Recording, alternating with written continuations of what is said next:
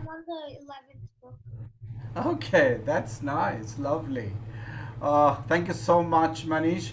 We go to Ashworth. Is it Ashworth? How do you pronounce your name? Ashwit. Okay, Ashworth, please introduce yourselves.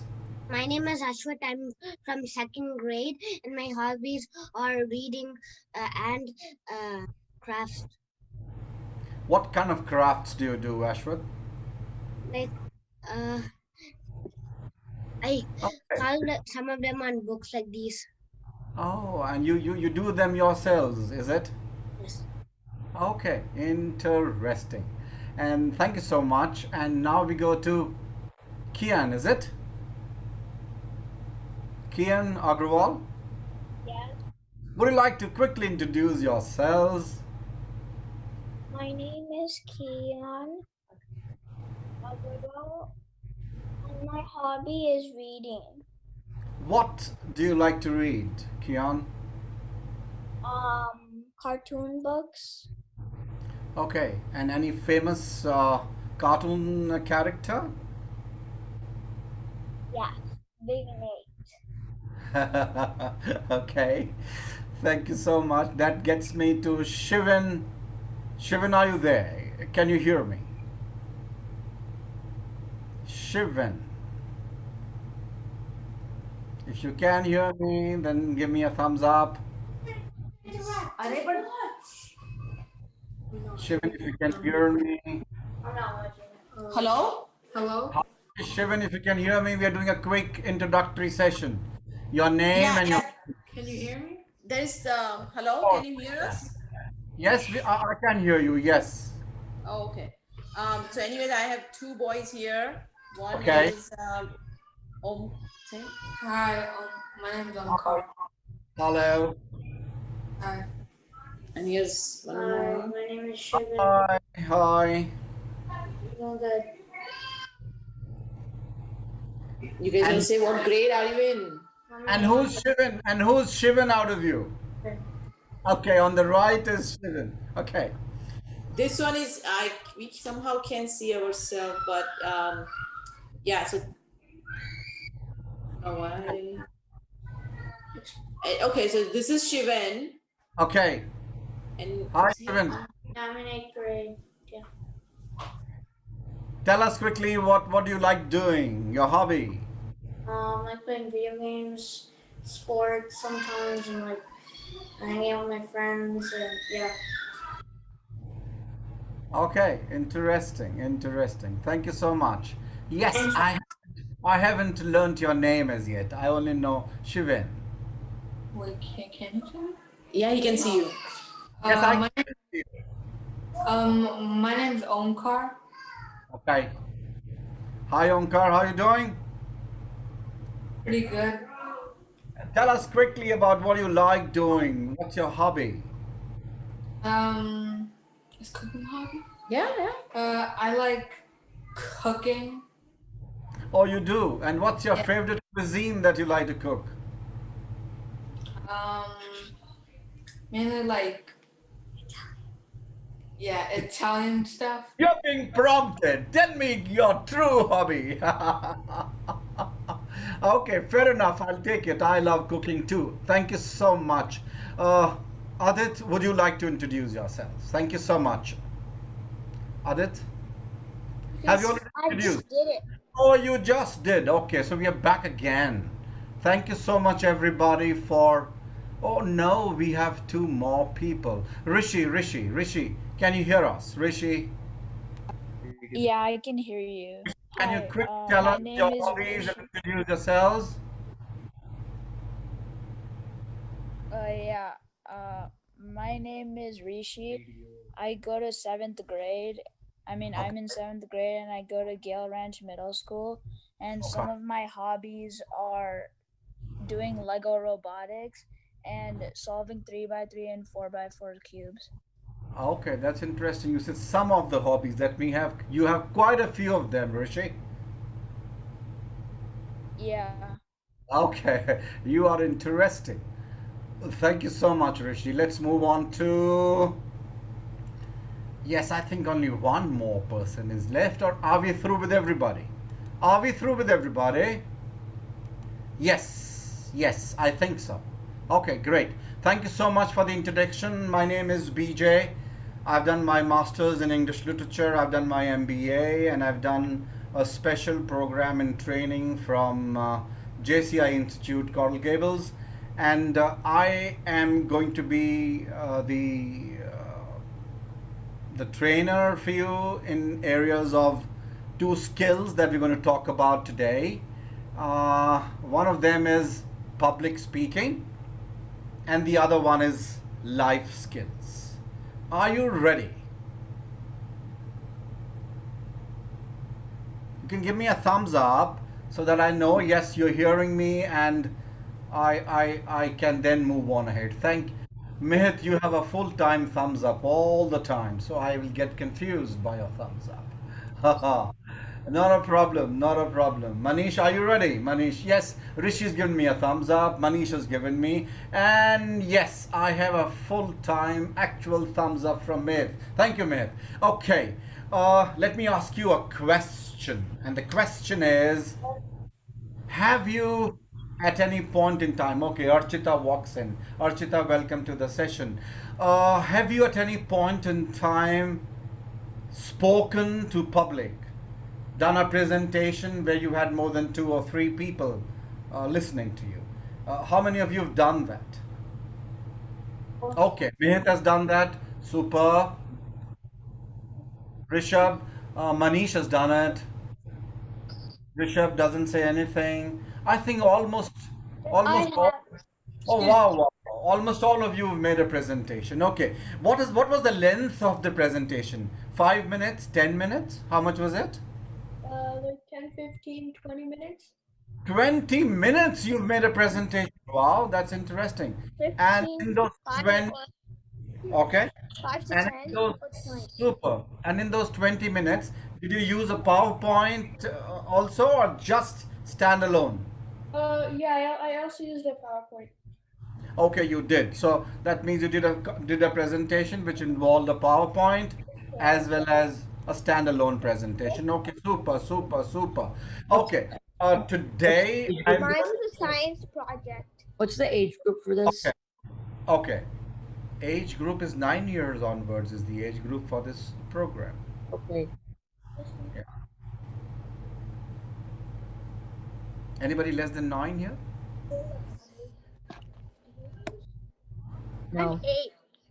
Okay, that's okay. 8, 9 is decent as long as you can understand the language, because if you speak well, everything else can really fall in place. Not a major problem. Okay, I have 12 participants already. Super, super. So let's move on ahead. So I'm going to now start with a little idea about what we do in public speaking and how do we make a difference, and what is it that you learn and how is it that you learn. I'm going to put my first slide, which generally talks about the entire gamut of public speaking, right? This is a 16-hour program which is done in 2-hour sessions and 8 such sessions. And you have a freedom to pick up any of these 2 time slots on Saturdays, 9:30 to 11:30 or 11:30 to 1:30. These are your options, and let's understand what is it that we do in this program. If you look at the small little diagram that you have in front of you on the PowerPoint, start from the center, which says audience analysis. Can somebody tell me quickly what do you understand by audience analysis? Anybody? It's like looking at your audience and like deciding how like suppose you're talking to like a younger age kids. Suppose like in elementary you talk much more in simpler terms, and then if you're talking to like middle schoolers, high schoolers, you change your language. Superb. Mahit, that's a wonderful answer. Only thing is the timings have to slightly change. You have to know about your audience before you go in front of them.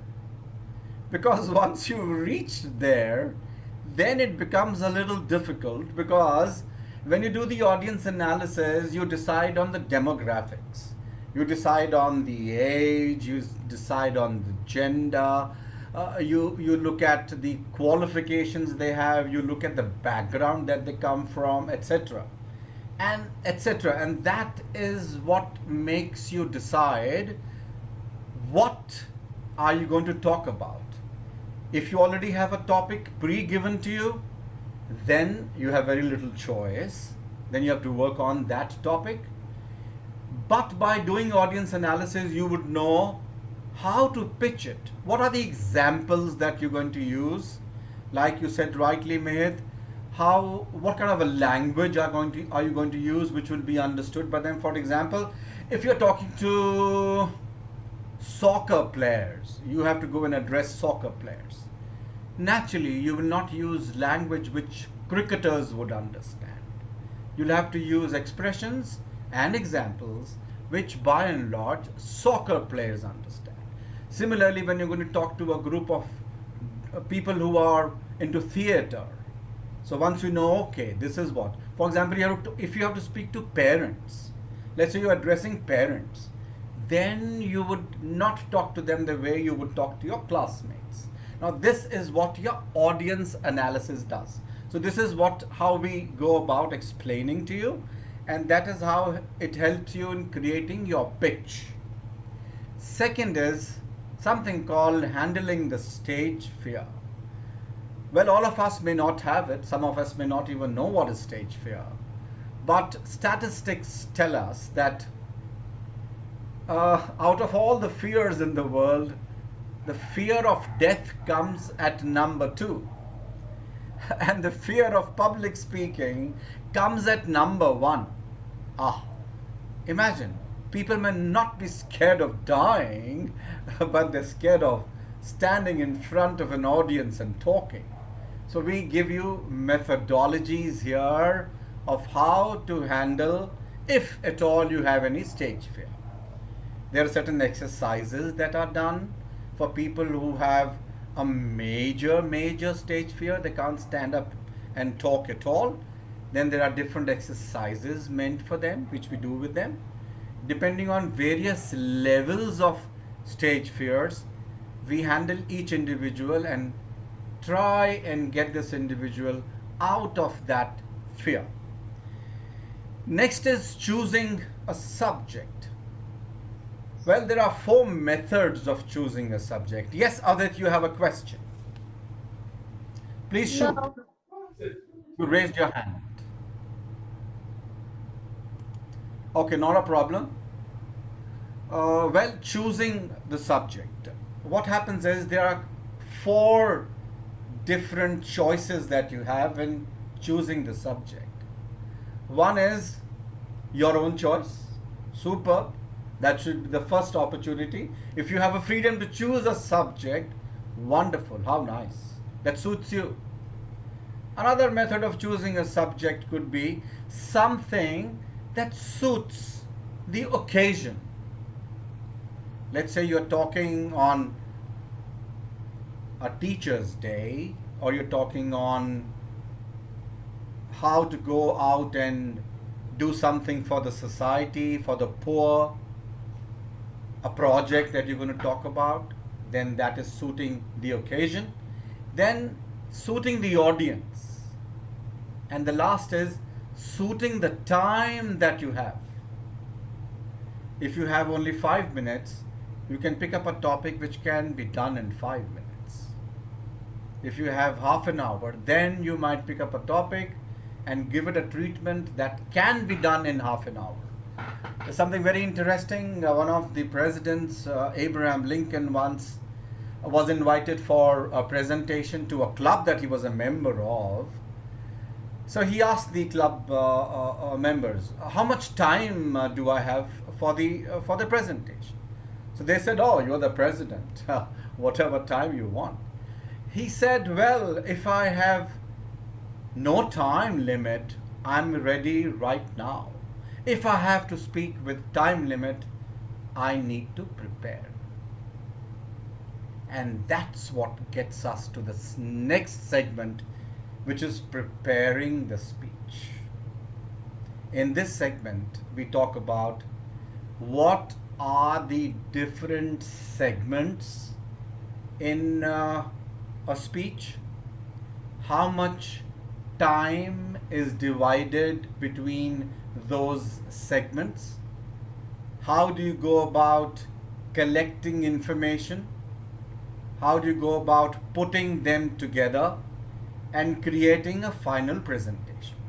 That's what we by and large explain in preparing the speech.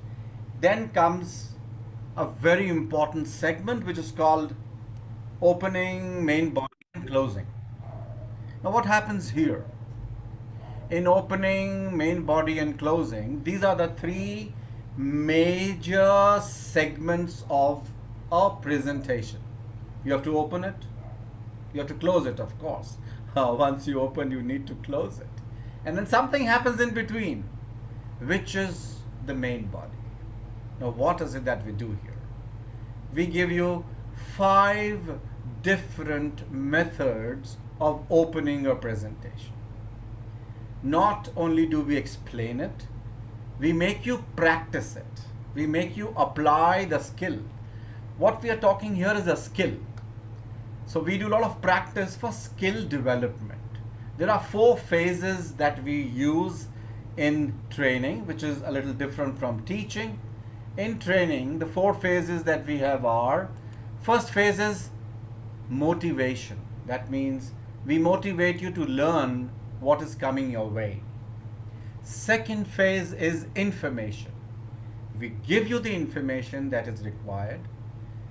Third phase, which is the most important phase where most of us have a little problem, and that is application phase. Application doesn't mean giving in an application, but application here means applying these skills and practicing them. And the last phase is evaluation. Evaluation we do on the last day of the presentation, where you use all that has been told to you and make anything from 3 to 5 minutes of presentation. So this was something on opening. Then in the main body, we give you a very important concept called the pyramids principle of creating the main body structure. Those of you who are keen searchers, you could possibly search Barbara Minto, and Barbara Minto has written a book called The Pyramid Principle. So we have picked up this principle from Barbara, and we talk about the pyramid principle during this segment.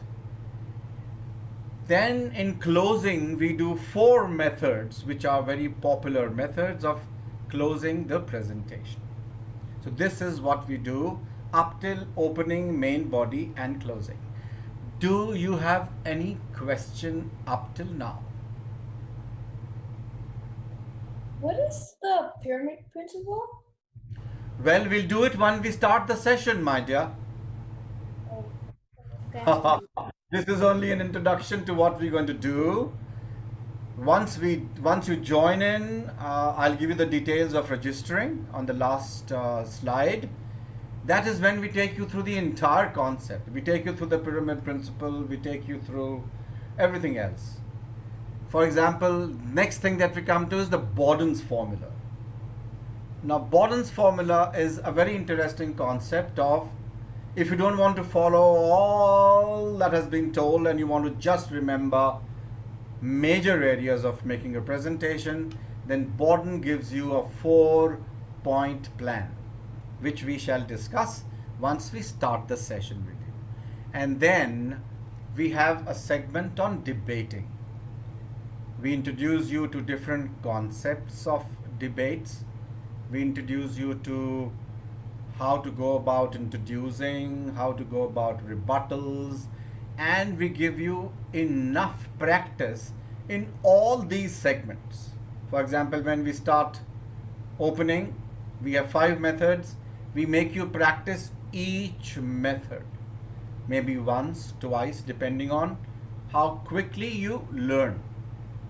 And the last one is those small nuances of how to go about tone, pitch, pause, body language, things that are to be done, things that you should not do, some famous speeches, and learning from some good speakers. This is the overall gamut of public speaking. This takes 16 hours and you have a 2-hour session every time. Now, do you have any questions?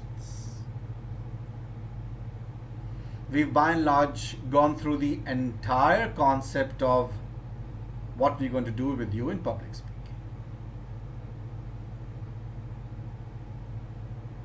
Yes, please. Are there any other questions? Mehit, do you have a question? No, I'm good. Kian, do you have a question? Archita, do you have a question? Abhijit, do you have a question?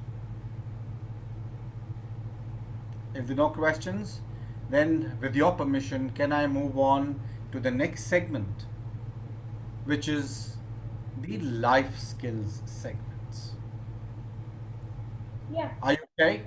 perfectly fine, Mr. DJ. Are you okay with the next slide, or do you want a break or something? It's okay? Next slide. Okay, thank you so much. And before I begin, I normally ask a question. So this question that goes out to all of you is, what do you understand by life skills?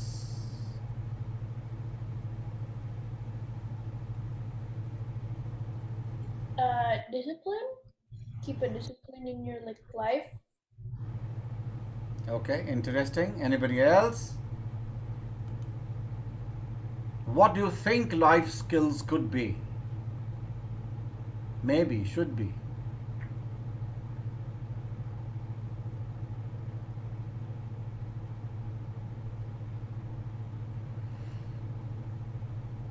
Manish, would you like to try? No. No problems. Don't worry. We don't have to know the answers. I'm just wanting to know generally.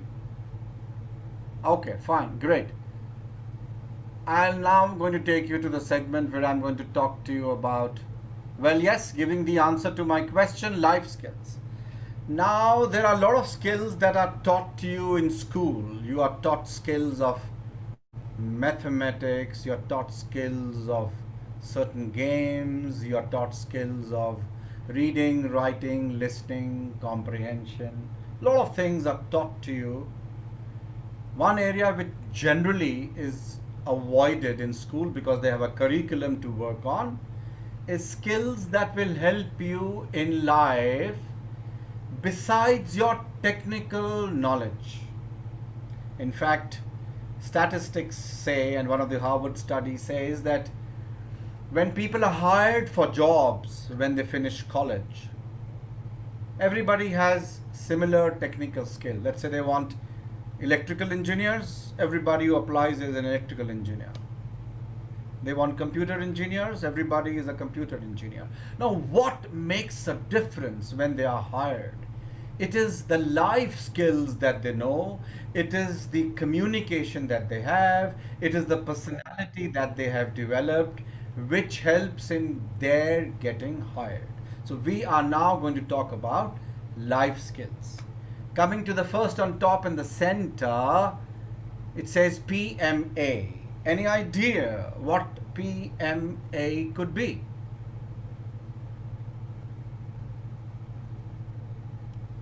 Anybody? It's a long word. I've shortened it because I didn't have so much of space to write. So I thought maybe I'll ask anybody if anybody understands this. Isn't it like positive mental attitude? Who said that? Me. Well, I'm clapping for you. Yo! Yay. That's the right answer. Yes, it is. And since you answered this question, now please tell me, what do you understand by this? Like a positive mental attitude means like you don't like break down whenever something doesn't happen against the way you want it. Like for example, if you're like trying to play basketball and then you lose a one-on-one against like someone you're playing against, that doesn't mean you have to go down into a negative attitude and cry about it, feel bad about it. Like keep a positive attitude and think how you can beat him the next time. Super, super myth. I think I need to clap for you once again. Yo, that's lovely. Very good answer. It is said that attitude is everything. Your success depends on your attitude. And it is also said negative attitude is 7 times stronger than positive attitude. Huh. So if you think negatively, the chances of that happening are 7 times more than when you think positive. So that's a very major thought process. If you start thinking negatively, well, it's going to affect you much more than just the positive. But that also gives you an idea how important it is to be positive in life. Mayat gave us an example of a game. In fact, a positive attitude is a lifetime concept. It just doesn't work in one game or the other. You have to have it for a lifetime, only then it gives you success. Because the moment this positivity goes away, whatever you are doing gets negatively impacted. So that is something we're going to train you about. What is a positive attitude? What are the tools available for creating positive attitude? How to stay positive under negative circumstances. So this is one life skill that we talk about. Second is maintaining enthusiasm. Anybody, what do you understand by enthusiasm? Ashwith? Yes, Ashwith? Matt, Enthusiasm means man. Matt, Could you spell it for me? Math. Okay. Well, it depends. If maths can give you enthusiasm, why not?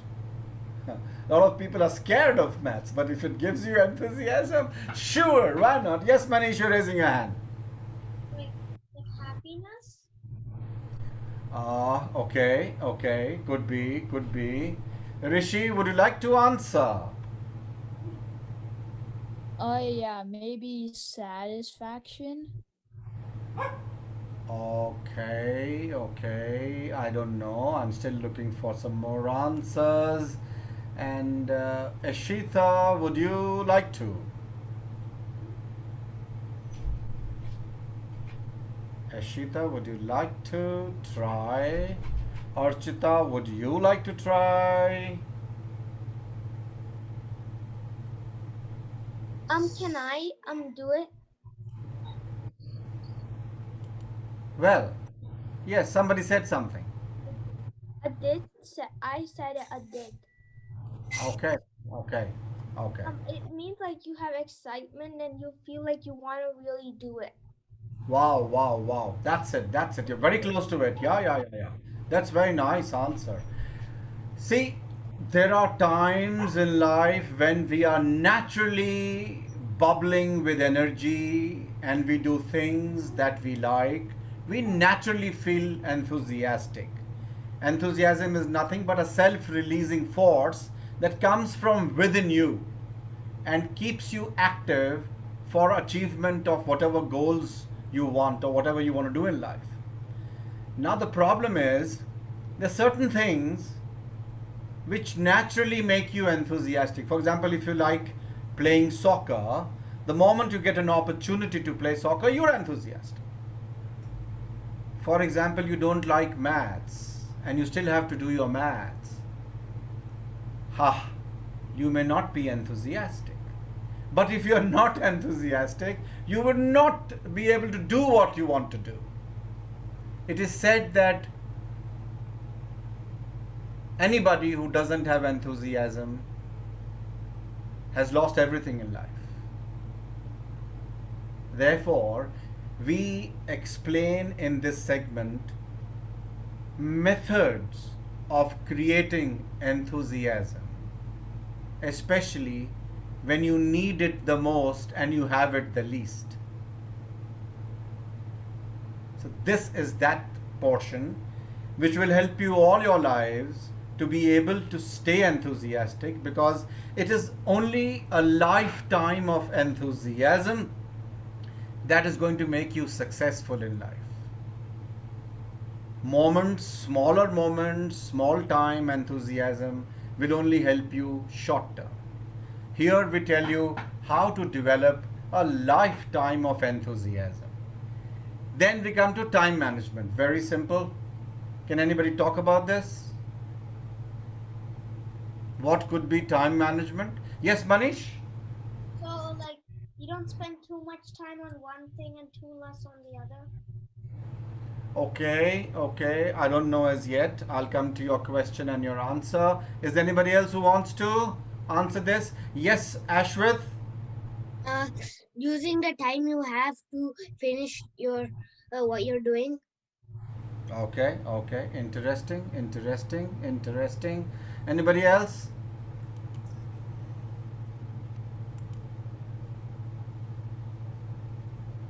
Where is our friend Mehit? Yes. Yeah. Mehit, you have all the answers, so I want to get the answer from you. So time management is a skill you have to like allocating your time to get you like the best result. Super. Very good. So, in this segment, we help you prioritize, because unless you know how to prioritize the tasks at hand, you will end up spending time, maybe a pound time on a penny job, and waste it. So here we use a very popular concept given by Stephen Covey. Actually, it was given by Johnson. President Johnson used to use this concept called the Motivation is like a force you have that you know will bring you that it's a force you have that tells you, okay, if you do this task, you'll be very enthusiastic and you'll be very happy once you do it. Okay. Anybody else want to try the word motivation? Yes, Manish. Like, let's say like ice cream or something. So let's say you do like a pretty super good job at something, and then you can motivate yourself to it. Okay, super. If you break this word into two, it becomes motive for action.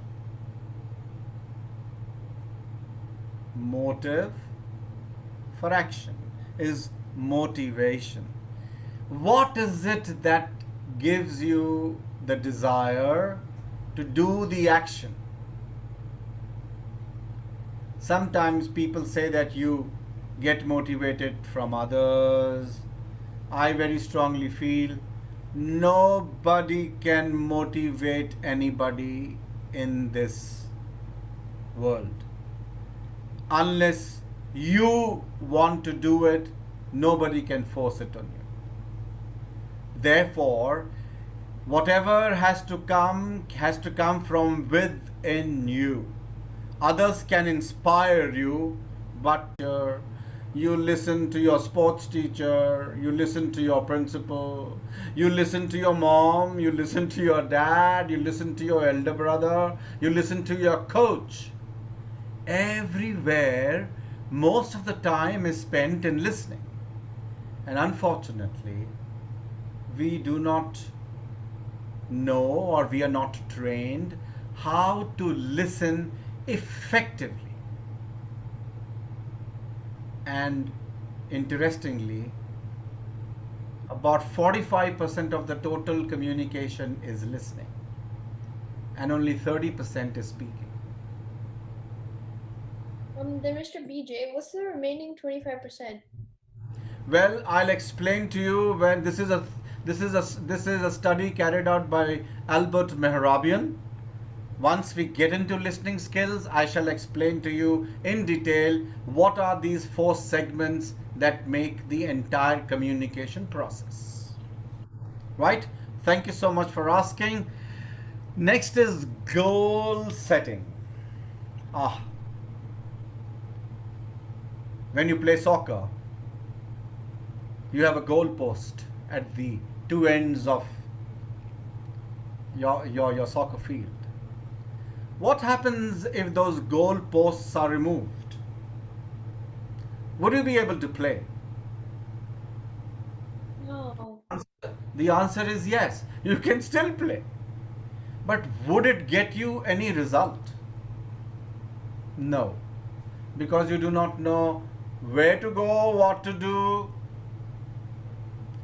Even when we pick up a flight which is just half an hour away, we do a lot of planning.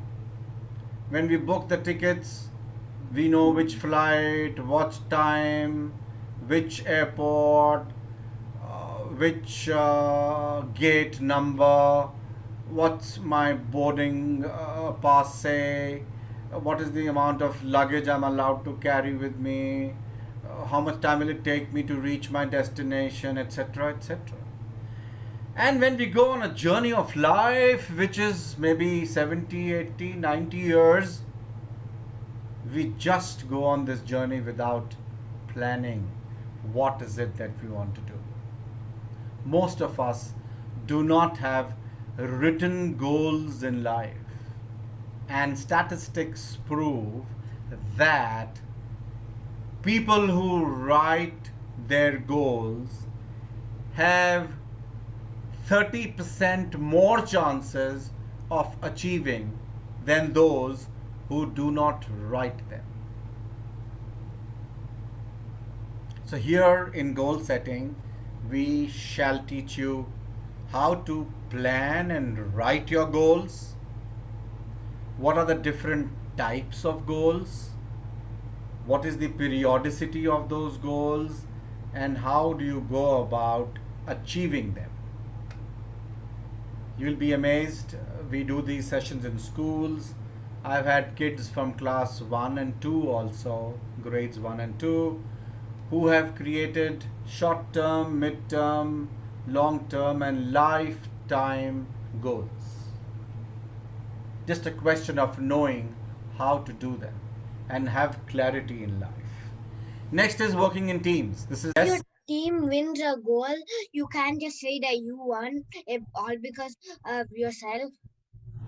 See, unfortunately, individual excellence should not technically be rewarded if it is a team game. Oh, Unfortunately, we all have kind of drifted and we start giving individual awards in team games, which I think is not a good thing to do. If somebody has put in a goal inside the goal post, we give him golden boot and golden this and golden that and award and reward. What if the others had not given him the ball and passed the Ah. ball? so if it's a team effort, then they have to give the whole team, but they're just giving the person Yeah, who won yeah. it, not the That whole team. puts that ball inside the team. If other 10 people did not do their job, did not give him the ball at the right time, at the right place, this guy can never get the ball in the goal post. So now that is what is important when we work in teams. It's people when they start working individually, they spoil the entire game.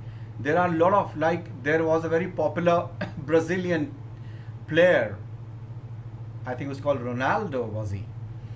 This guy would like to take the ball right from his own goal post and keep going alone to try and put it in the other goal post. And most of the time he was stopped and tackled. And that was his biggest Waterloo. He wanted to do it all by himself. He didn't want the team to get involved and participate. Now, such players can be good only in individual games. They can't be good in group games. So it is very important.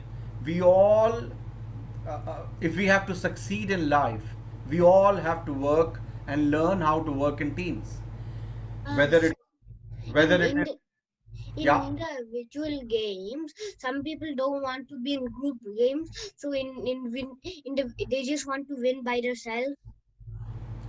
If you want to win in your own self, then you play individual games. Play golf, play squash, play tennis. Play games where you don't need teams. Do it. Who's stopping? In fact, some of these individual games also have team games. For example, when you play tennis, there are doubles also.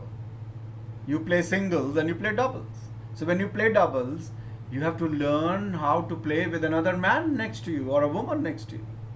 You have to understand his strengths and his weaknesses, cover up his weaknesses, and he covers up your weaknesses. That's how you become a team. In teams, because they feel they are not being heard. So there are different phases in team. In the working in teams, we will talk about what are those phases, what are those stages, what are their characteristics, and how can you overcome those problems and be a performing and winning team. And last is non-verbal communication. What do you understand by non-verbal communication? Yes, Manish. Body language. Body language, yes. All our bodies have a language. Yeah, communicating through actions instead of words. Communicating through a lot of things. There are a lot of areas which non-verbal communication covers. Again, a study by Albert Mehrabian in communication says, in overall communication, there are three elements that happen. One is body language, second is words, and third is how you say those words. Body language is 55% of the total communication. Words are 7%, and 38% is how you speak them. Therefore, non-verbal communication includes not only your body but your speech as well. How you speak, how do you intonate, how do you pause, stress. All this adds to your understanding.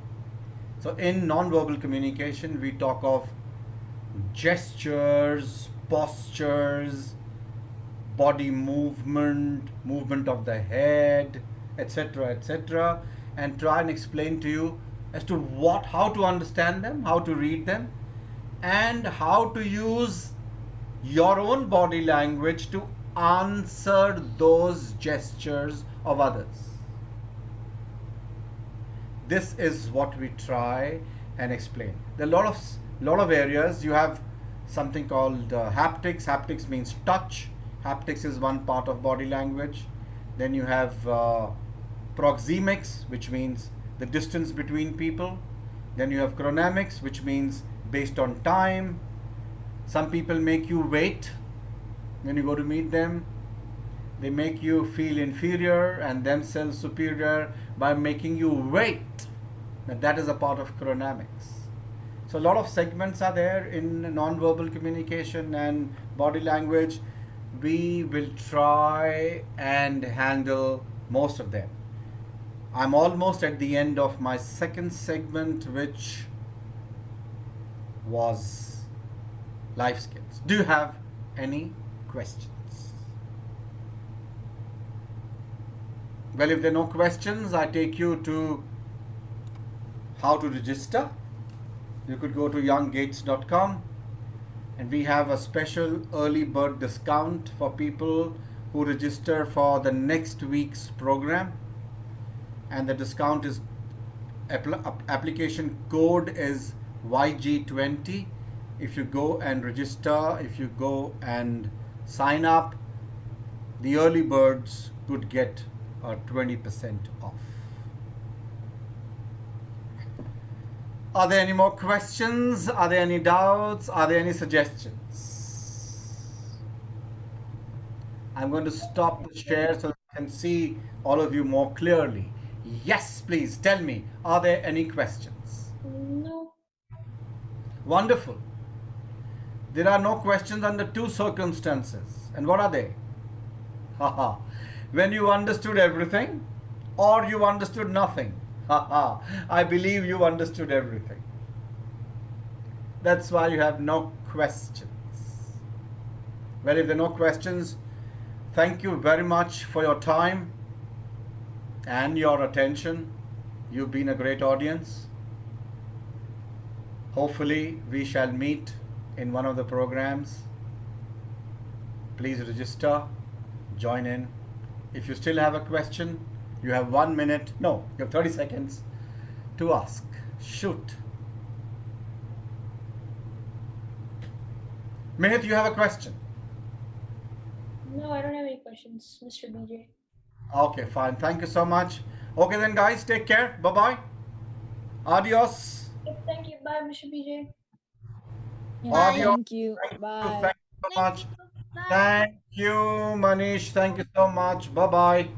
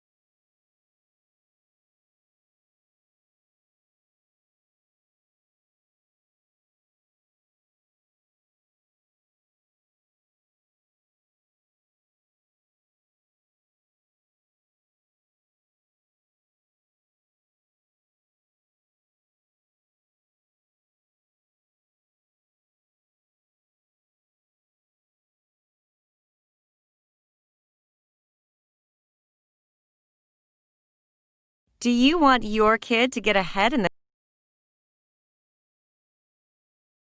How? Whether or not your child grows up to be the next Zuckerberg, programming is a highly useful skill for him or her to learn. It teaches vital problem solving, creativity, and communication. While it might be difficult to imagine a young mind learning something so seemingly complex, it's definitely an attainable reality. Young Gates provides various fun and interactive computer learning programs based on students' level of exposure to computer beginning from scratch, Python, Java, website exposure, Android apps, data sciences, and robotics. It includes weekly online classes that are interactive, and kids can share the screen with their live instructor if they need help. Visit www.younggates.com and learn more about how we help your kid get ahead in the future. Do you want your kid to get ahead in the future? Of course you want to, but do you know how? Whether or not your child grows up to be the next Zuckerberg, programming is a highly useful skill for him or her to learn. It teaches vital problem solving, creativity, and communication. While it might be difficult to imagine a young mind learning something so seemingly complex, it's definitely an attainable reality. Young Gates provides various fun and interactive computer learning programs based on students' level of exposure to computer beginning from scratch, Python, Java, website exposure, Android apps, data sciences, and robotics. It includes weekly online classes that are interactive, and kids can share the screen with their live instructor if they need help. Visit www.younggates.com and learn more about how we help your kid get ahead in the future. Do you want your kid to get ahead in the future? Of course you want to, but do you know how? Whether or not your child grows up to be the next Zuckerberg, programming is a highly useful skill for him or her to learn.